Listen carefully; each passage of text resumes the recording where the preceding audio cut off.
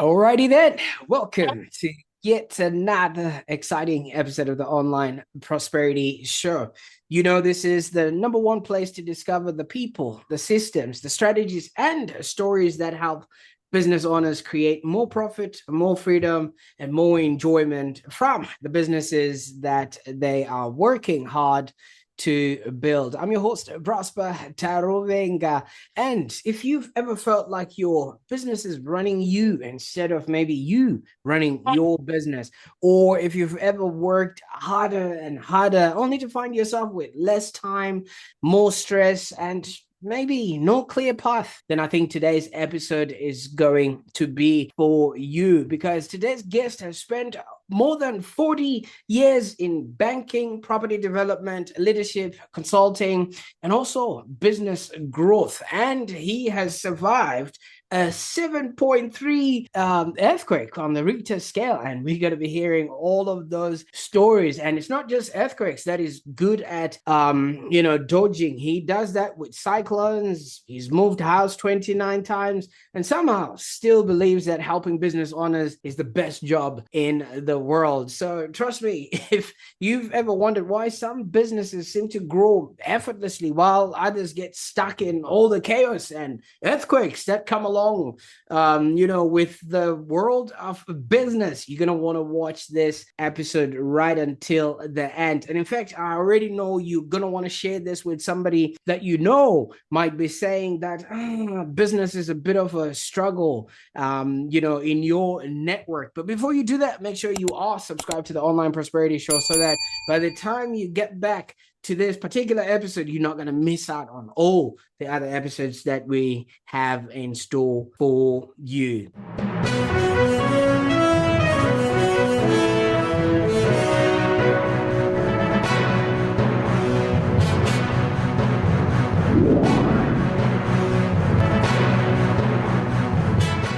Now, I'm really excited about today's guest, and I can't wait to jump in and hear all the stories, from our guest today. And as I've already said, our guest today has survived quite a lot, and he's here to tell the tale. Now, Tim, welcome to the show. Thanks, Prosper. Glad to be here. Absolutely. Tim, I think we're actually going to the next level from what I've heard and what I've seen, right? We're going to move on and get to that next level we're aiming for sure. Great stuff. Now, for those that are meeting Tim for the very first time, let me take you from under that tsunami you've been hiding under.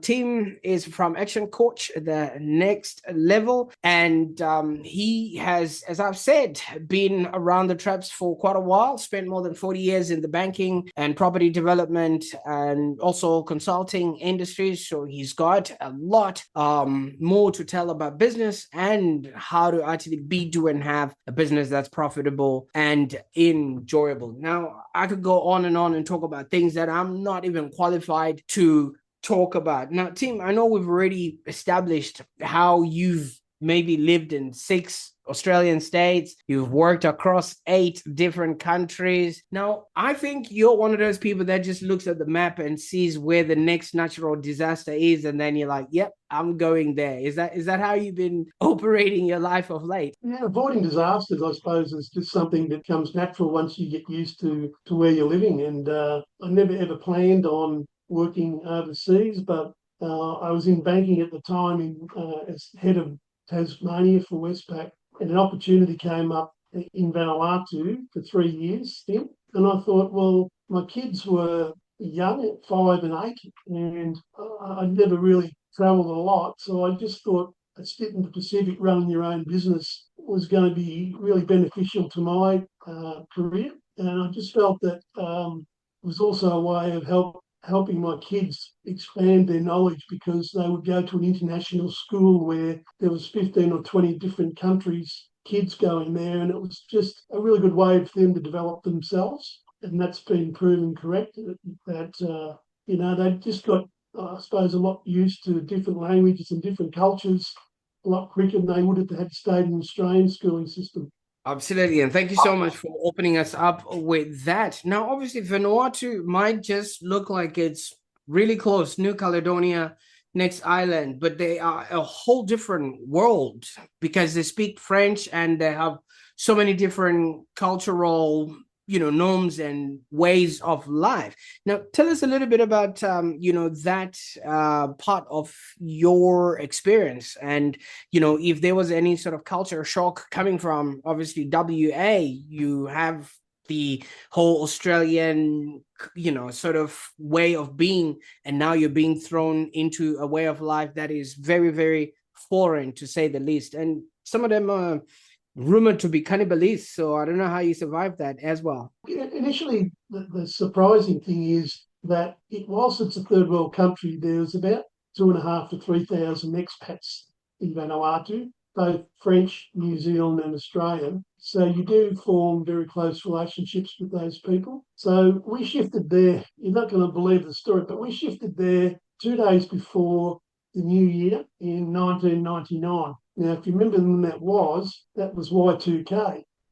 And we got there, and I was sent there as part of my development, but also a couple of days earlier because everyone thought the world was going to shut down on the 1st of January 2000. And the Vanuatu government was so worried, they shut the whole finance, banking, and retail system down for 9 days. So I got to Vanuatu and I had a 2 week holiday before I had to start work. And of course, nothing happened. And the only problem was that all these storeholders and people, retailers that were allowed to open, and all this cash. So my first morning, we had staff, extra staff and tellers on because there was lines and lines of people coming to do their banking they hadn't been able to do for 2 weeks. And there was no electronic system, no ATMs at the time. So yeah, it was a significant start to my overseas career.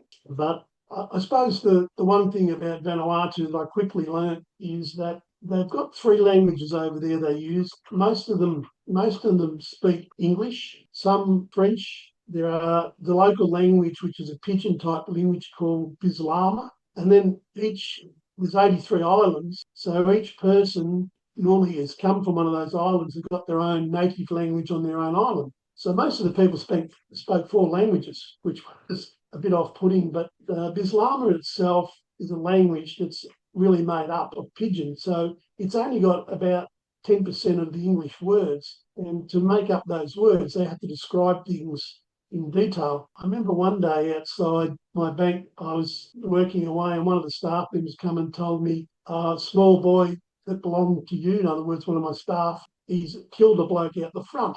And I go out the front door of the bank and there's 500 people gathered around, block the street off, no cars are travelling.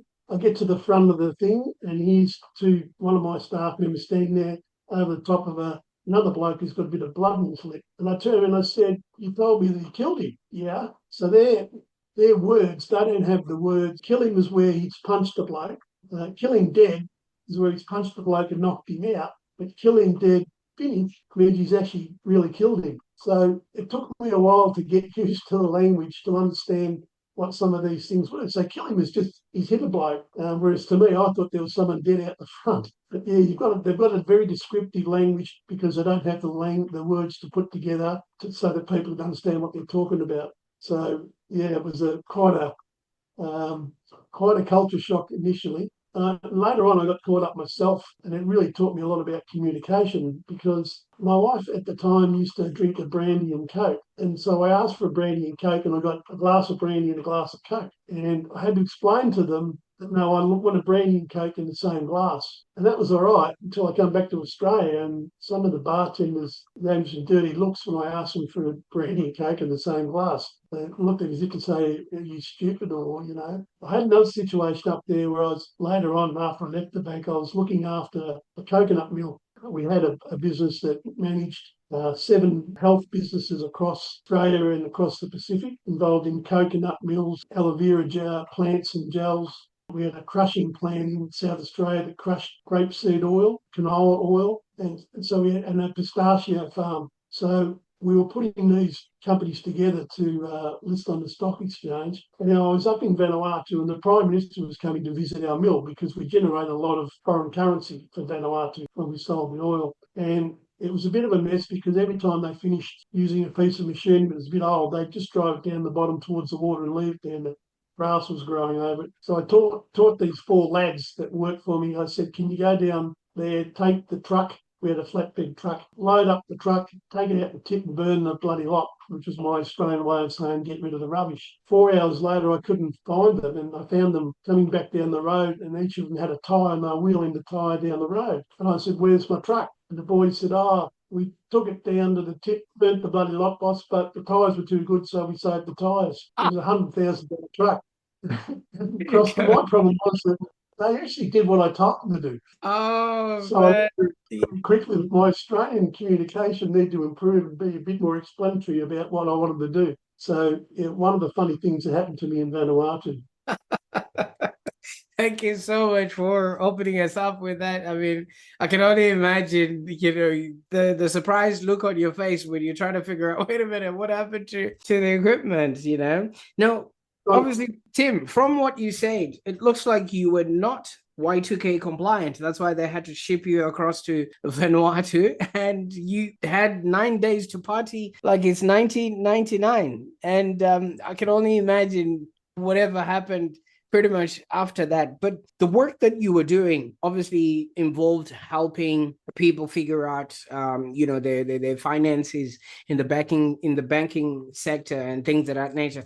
Was there anything that you were seeing maybe every day that made you realize that some of the business owners that you were trying to help were maybe working incredibly hard, but they were still struggling to actually get the freedom that they were working towards? one of the things we used to do was fund these buses that everyone caught, and they were like equivalent of about $2 Australian to get on the bus. So all the outside villages used to catch these Toyota buses, which used to hold about 10 or 12 people, and they struggled to get finance. So I looked deeply at it, and we set up a finance facility over a period of time where they could buy these buses and pay them off each month.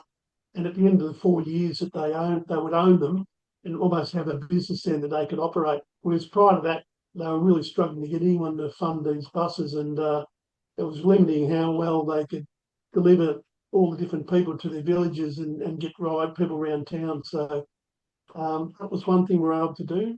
I think we were pretty pragmatic about helping out people that were looking to get into long-term housing that really struggle. Vanuatu's got a land lease system, so there's no freehold land. So in the end, the bank agreed that we would fund housing loans on leasehold land as long as it was a 75-year lease. So that was an interesting concept that I'd never come across before. But the leases went for 75 years, but they're always renewed for another 75 years. The bank thought, well, no one's going to pay the housing loan off in more than about 25 to 30 years. So that was just another thing we helped them out with. But generally, it was business planning, which was something they weren't great at. They're always just running from day to day, living from week to week. But by setting up some business planning for them and showing them how to prepare cash flows and understand that they had a budget in place they would work to, they could then save some money in the period. So it just allowed them to plan a lot better and have a big picture plan, I suppose, or a vision, so that they had something to aim for. They knew that in 10 years' time they'd be in a certain position to do certain things with their business. Absolutely. And I can imagine, throughout all of this, it's quite a different system, like you're saying, it's not a freehold, it's like a leasehold. So maybe there was some sort of a criteria that people had to be eligible to be able to participate in such endeavors. And I can imagine, if you're on the other side, you could actually see the potential in someone, but because of your position, were you able to help everyone during that time? And obviously, if you couldn't, how did that sort of feel like, knowing that this person could actually do more, but because of the restraints that you had in your position, you just couldn't do anything more than you could? You still had to abide by credit guidelines. I did actually. There was a few businesses there that didn't survive while I was there, that I had to. The bank had to put into liquidation. It was their two airlines, their domestic and their international airline. It's happened quite a few times with them. And one of the difficult things with working off overseas is the cultures are different. To give an example, they have a culture of one talk, which meant that the village that they're from is more important than what they do in a job. So the banking staff had a problem if one of their own villagers come in, they're obliged to help them, even though it might be mean giving the bank's money away. So it was a quite difficult process to train the people and keep them, I suppose, protected from that type of influence. You know, we had some pretty hairy times over there, times that I look back now and laugh about, but at the time it wasn't all that particularly good. So I'm just glad to be able to tell the story about what took place. Absolutely. But obviously, as you went along, you met other people, and namely Simon, your accountant, who then sort of started talking to you in terms of coaching and things of that nature. Would you walk us through what was happening in your life at that particular time, and why did this sound like the next logical step? Well, I came down from Mildura, where I was acting as a CEO at the Mildura Harness Racing Club. And I came to Melbourne and I was setting up an international bank in Vanuatu for a group of companies. And at the time, I had a spare time, and Simon, who has been my accountant from Bacchus Marsh for 30 odd years, and he asked me would I do a consultancy job to a large family group of businesses, turning over about $25 million. And I agreed to do it. And over a 3-year period, what I was trying to do was get it structured up so that the company would be able to appoint a general manager and I could step aside. And every time I did that, I'd hang on for a while, and then they had trouble retaining their CEOs or the general managers. And it just brought to me that how much lack of education and I suppose really business knowledge and structural knowledge of a business. And I used to talk to Simon about it all the time. And one day he said to me, why don't we start a business coaching business? And I said, I'd be interested. And then ActionCOACH, which is a worldwide group, the largest business coaching service in the world. They've got 83 countries and 1,100 different coaches. So we got some material and education, talked to a lot of people, and we decided to buy a franchise. And then I had to go to Las Vegas for 2 weeks for training, which was another story. They used to start you at 5:30 in the morning playing beach volleyball and finish you up at about 11 o'clock at night. And all that time was working and without just putting you under pressure, I suppose, to see how you perform. So after 2 weeks, I come home and I was exhausted. But I come home and I started the business in December 2022, I'm sorry. And since that time, we've built it up to the point where I'm probably about to start taking on another staff member, another employee coach, because you do get to the point where you can't provide all the services you want to provide. So yeah, I think the decision was the right one because, well, after all the jobs and roles I've had over the years, it just felt right to be able to give back and help people out, but still be able to run a profitable business. And there's a lot of jobs I've had where you've had to toe a hard line, but this one is where you can actually make a difference to businesses. Just by getting them structured up right and make sure that their culture's right, make sure that their long-term vision, they've got a plan in place, and making sure that they've got all the tools they need to be able to run their business properly, to the point where they should be able to have 4 weeks holiday a year and not worry about the business, where they can step away for a couple of days a week if they need to and not have phone calls chasing them around wherever they go. So, and we've had a lot of success in that with certain businesses where they've realised that they don't need to be the spoke in the wheel or the hub in the wheel. And it's just really about making changes and getting the staff on board, and it helps the growth dramatically because all of a sudden everyone's got a goal to aim for. And the only way I can say it, everyone's been 10-pin bowling, and if you went to a 10-pin bowling thing with your staff and everyone threw down a ball and someone knocked all 10 pins over, they'd be celebrating and everyone would be high-fiving. But if you went down and took 10 pins away and just said, keep bowling your balls down there, they'd lose interest pretty quick. Most of our staff I come across don't have goals and things to aim for, so they're rolling their balls down at nothing. Once you put pins in place and goals in place, you'll find the improvement of the staff drives your business forward very dramatically. So there's been a lot of things a lot of structures that Action Coach has and systems that are really beneficial, and they really do put people or my clients on a set program over a period of time. And not all the time frames are the same. I've had people I've coached for 12 months, but I've had people I've been coaching for 3.5 years, and they're still growing.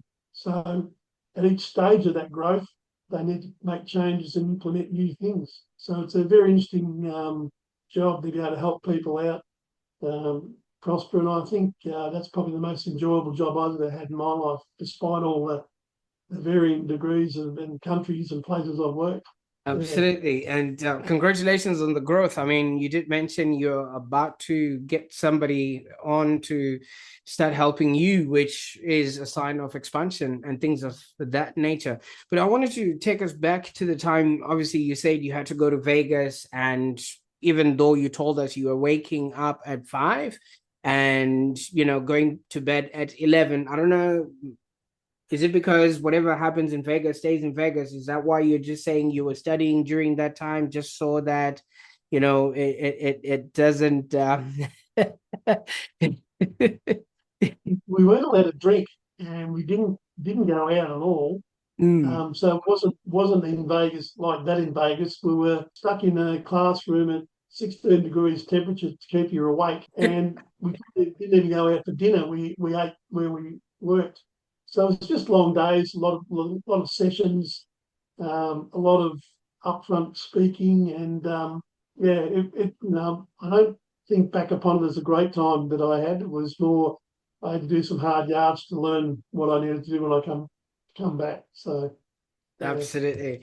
even though Even though it's in the line of gambling, but I think the biggest gamble would have been having to start a coaching business from scratch.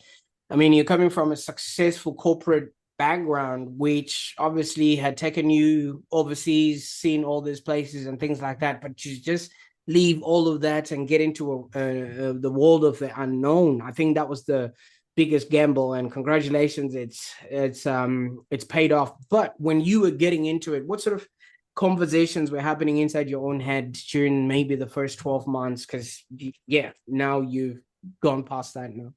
I think the very first thing is you ask yourself, where am I going to get some clients that I can coach?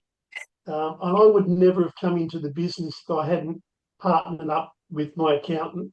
He had a practice with 300 or 400 business clients, various sizes. So I immediately had a referral base to start me off, and I started running seminars at night and realised that no one wants to go to a seminar anymore because of COVID. Often go to any functions anymore as well. They've just learnt that Zoom and webinars, and they've lived that life now. So we put a lot of seminars on that didn't get a great response, but slowly and surely picked up clients. And then I started doing referral agreements with accounting firms that took a percentage of what I charged each month. And that proved very successful because a referral from an accountant is probably the best referral I can get. And then, of course, about 12 months ago, I decided that I needed to join M.E.D.I.A to go and have a look and see how that looked.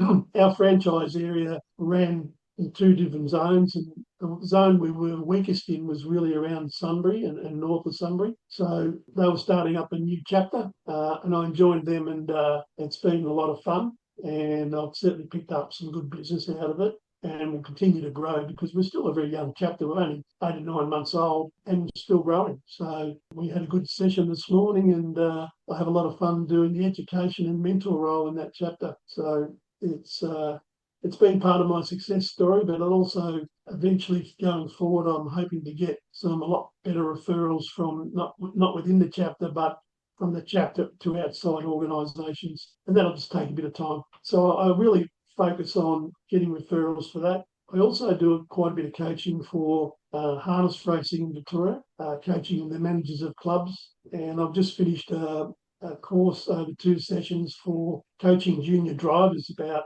how to run a business of their own, because most of them have got ABNs and they're just starting and learning to drive, but that's only 50% of what they do.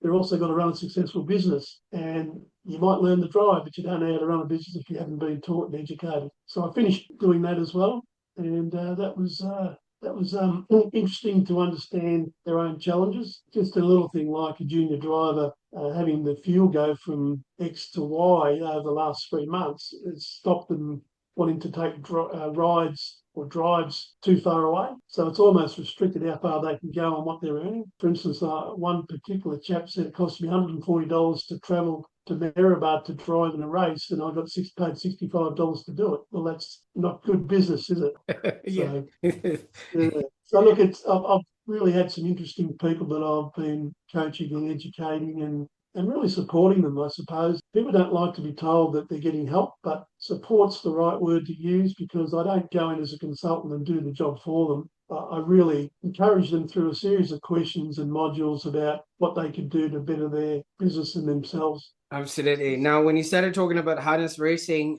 you reminded me of a mentor of mine called Dan Kennedy. I don't know if you've ever heard of him. He also is very proficient in the harness racing sort of circuits, but he's based in America. So, that just, it got me to think there. But I like what you're talking about there. In as much as you are now helping, other people really figure out their business. And one thing that actually stood out to me was when you mentioned that 10-pin bowling story, that so many businesses don't have a target that they're hitting, or their teams don't have a target. And I think it's your belief that many businesses struggle because of a lack of systems, education, culture, and the goals that you're talking about. What are some of the common mistakes that you see business owners making today? I think sometimes there's service businesses that believe that their staff just turn up to work and they know what they're supposed to do. But in every business, in every role, there is a goal that could be put in place. And it might be a simple thing like the amount of wastage on a tree farm, or the amount of, in an M.E.D.I.'s business, the amount of hours that they are working in certain circumstances. So I always find, what's the trigger that makes the business successful? And then we go from top down, we put in those numbers or those KPIs, key performance indicators. I only want 3 or 4, I don't want too many. And then from those KPIs, we track them, we measure them, because you can't improve something that you're not measuring.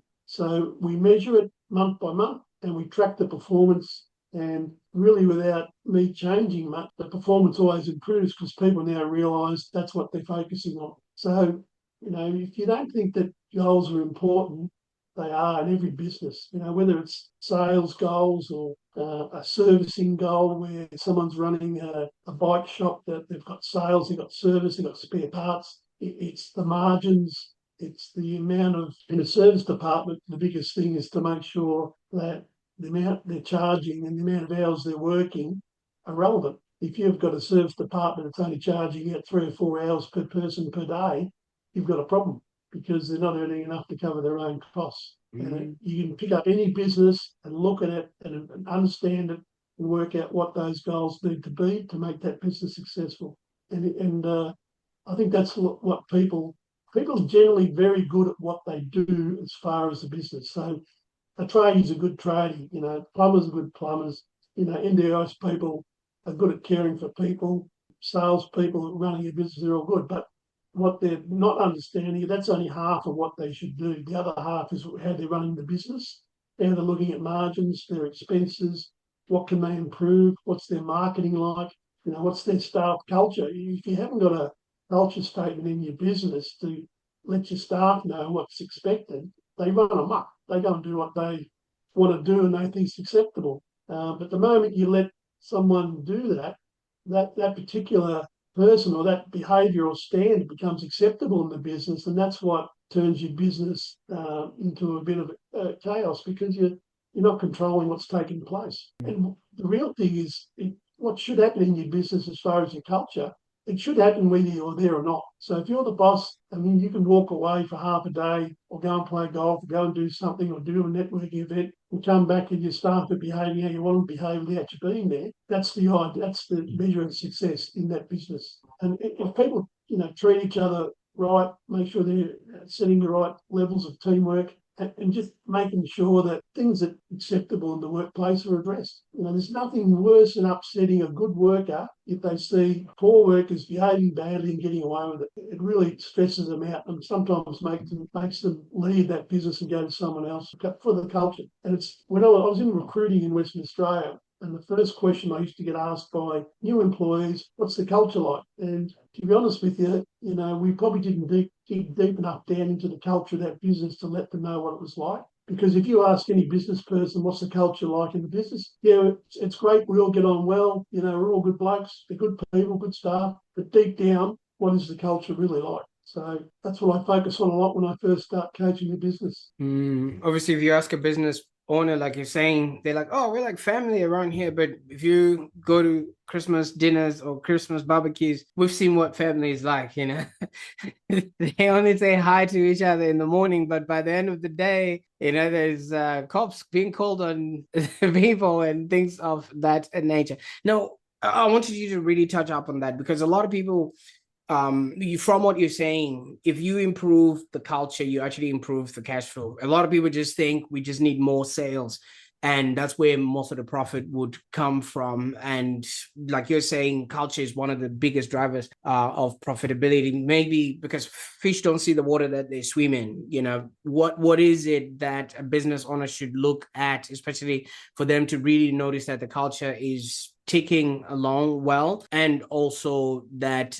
maybe there's room for improvement and things of that nature? Yeah, look, the other thing I recommend to do a test of the culture is we always do a staff satisfaction survey at the start. There's software packages out there that don't cost a lot. You can make up the questions. And when you get results, do it totally anonymously so that the staff know that they can say what they like. And we've set that as our benchmark, right? And then we introduce the culture statement that the staff put together. I run a 2-hour session where I have the staff, the owners, and we talk about what the staff would like to see. We talk about what the staff think customers like to see. We talk about the business owners and directors, what they want out of it. And then we talk about suppliers. And so all those things make together a successful, happy culture. And then we put those, generally using ChatGPT or one of those, put all the words that they come up with on the whiteboard. And then we use one of the AI packages to develop some statements around it. And then we get the staff, every time staff's inducted in the business, they've got to go understand the culture statement. And we use it a bit like, I'll use the bowling analogy again. When young kids start bowling, they put up these little racks on the side of the alley so the ball can't go in the gutter, it bounces back off and goes straight. The culture statement should be used when you're talking to staff about good things and about bad things. And if someone's doing something that's not within the culture of the business that you've set up, you can use it to let them know that they're outside the guidelines and they need to be brought back within the levels the culture statement signifies. And it's a good way of putting people on track and explaining them how you want their behaviour to improve. Because the bad behaviour pulls businesses down, and correct the behaviour, start setting the big picture plans and goals, and you'll see a big difference in your business. Absolutely. So a lot of people use retreats as in putting people together in the same room in order for them to actually really connect and see what their synergies are like and things of that nature. But we are also facing a scenario where I think moving forward, people can now be working from home, which is going to be very difficult in creating that culture, that was always prevalent. What do you suggest maybe businesses do? Because I've noticed you've recently taken, some clients back to Vanuatu on a 7-day business seminar. Is it easier for people to transform when they step away from their normal environment, or how does that work? Yeah, look, I'm not a work fan, even though I do work a lot from home by myself. So I'm talking about part of the problem is going to be that all these people that work from home, like in government organisations and other businesses, they're not getting the mentorship, the mateship of working in a group. So if someone wants to work from one day a week, I don't mind that. But you can't learn from your boss or your colleague or develop a good relationship with them to help the business working from home. I've got a service business, and some of the staff wanted to, servicing motorbikes. They wanted to work from home. Well, how do you do that? you can't do it. And this is where, the idea that the government's going to say everyone can work from home is ridiculous. Some people can't. And so I'm a bit of a, I'm happy if people work from home one day a week, if their job allows them to. But generally, I like to see them working in the group together. If that's not possible, then I would take them away for the 5 to 7 days that you need to. They develop relationships. So when I took the business people away, they all developed relationships with each other, and now they're doing business with each other very regularly. When we took them away, we gave them a false company that had problems, and their job was to try and recognise the problems and solve the problems as groups. We also had a lot of fun with it, and no doubt we socialised a lot, but that was part of the reason. And I can honestly say all those people that went away are still friends and still meet up now and again and still come to my quarterly growth meetings where we have guest speakers, and they sort of love catching up just to talk about things. But people are a little bit insular, not wanting to talk about their business too much until they trust people. And I think that's probably why, even in B&I, why it's so important to do one-on-ones, because it's only until you trust someone and you know how they perform that you feel like you can refer people to them because you know they're going to get looked after. And it's the same in business, really. You don't like going and doing business with someone that you don't know, but if you can learn to trust them through a relationship that you've made outside, then it makes it a lot easier to do that business. The same with staff. Staff these days, not everything is solved by AI, and it still needs a lot of human input. And to get the staff together to develop a decent culture and work together will do a lot of benefit to your business. So I understand that working from home in some instances is okay, but I personally like to get together and meet with people. Most of my coaching, 95% of it would be one-on-one in person. So I do travel a bit, but I sacrifice that knowing full well that I get full encouragement and I can understand how the person's feeling. I can see their body reactions, and they'll learn a lot better from me one-to-one than rather than doing it over a Zoom meeting. So, but there's still occasions when Zoom has to take place. I mean, I've got a guy I coach in Darwin. Obviously, I had a Zoom meeting with him today because I don't go to Darwin every second week. But Oh, I absolutely. understand there's a place for it, but I don't. I think we've gone too far.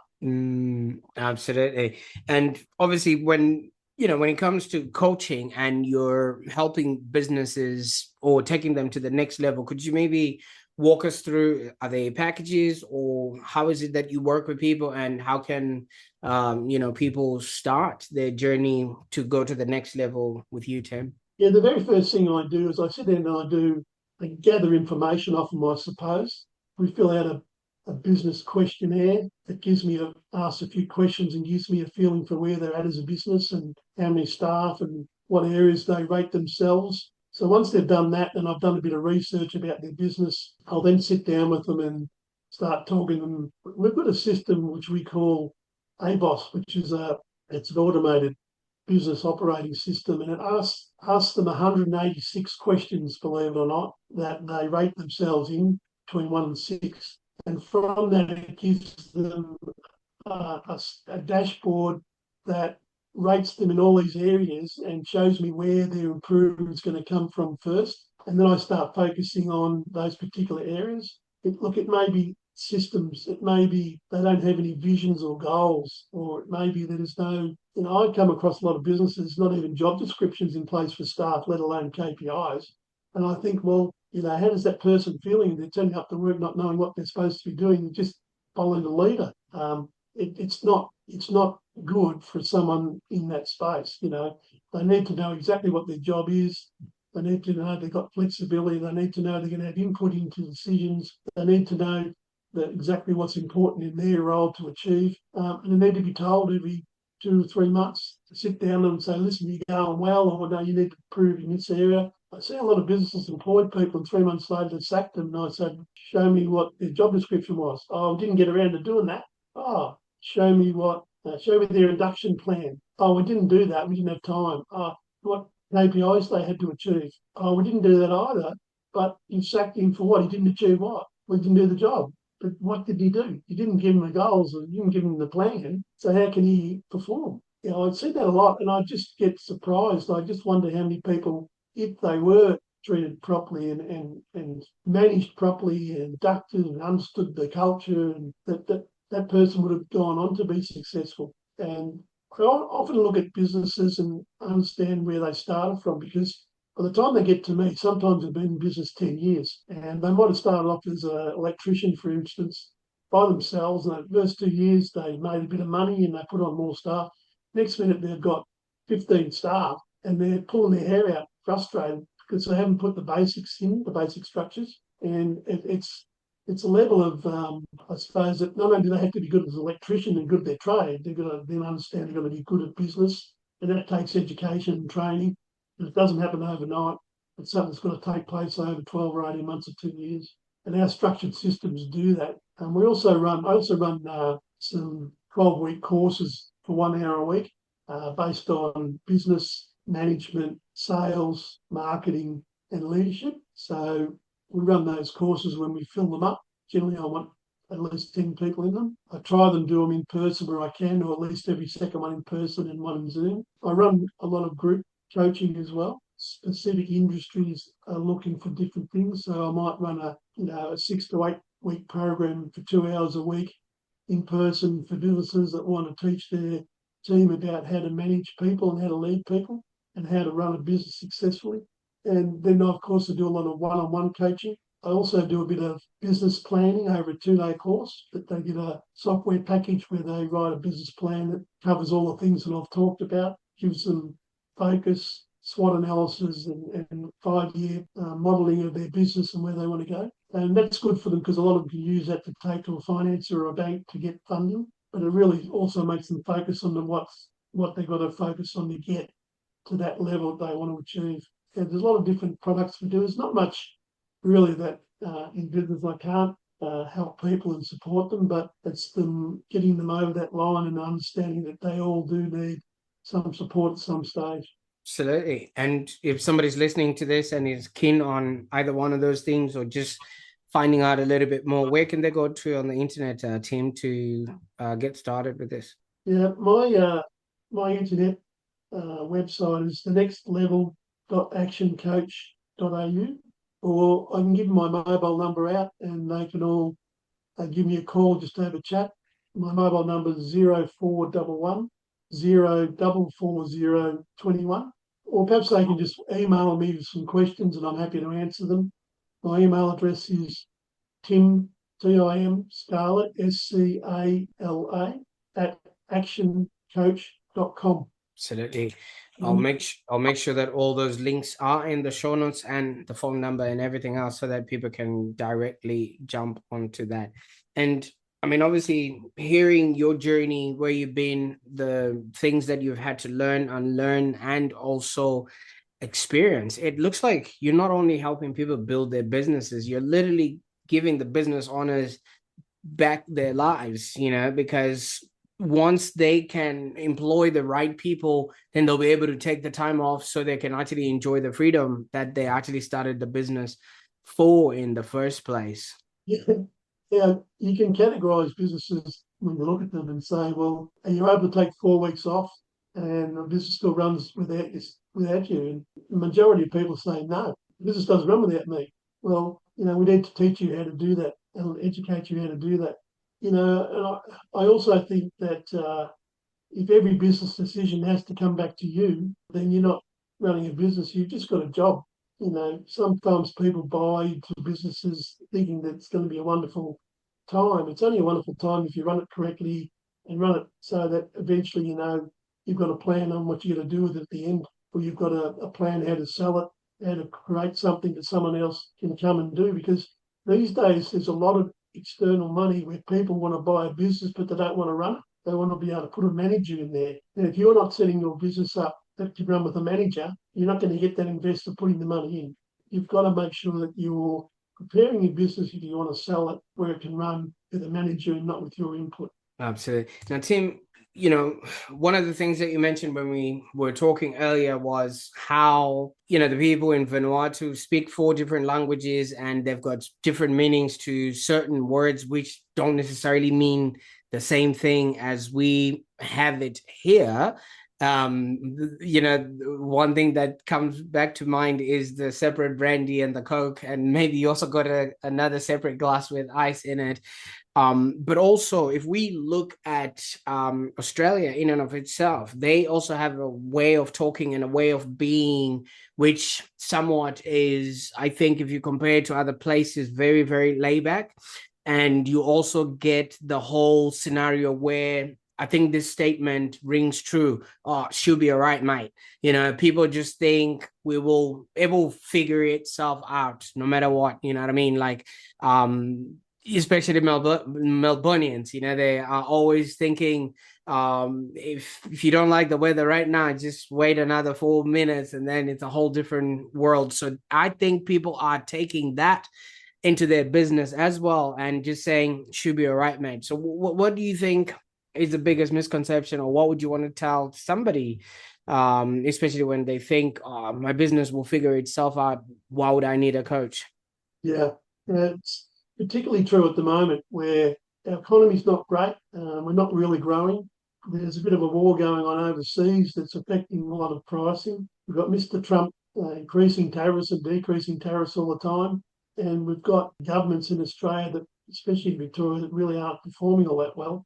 It's no use sitting back and waiting and say, oh, he'll be all right. You've got to actually do something about yourself. And the way to do it is to get yourself better educated, prove yourself, and don't say, "I'll wait until things improve and then things will be all right." No, it's not like that. You know, Melburnians, and you'll know this, Victorians, we love our AFL football, and you know we've seen two recent coaches get sacked because they weren't performing. The clubs weren't performing. Straight away, one of the clubs, Carlton, starts performing, but if you don't take the action, you don't do something about it, nothing will change. So all I can say to people is if you really, really want to grow your business, if you really want a bit of your life back, you know, get yourself a business coach that can put you in the right direction.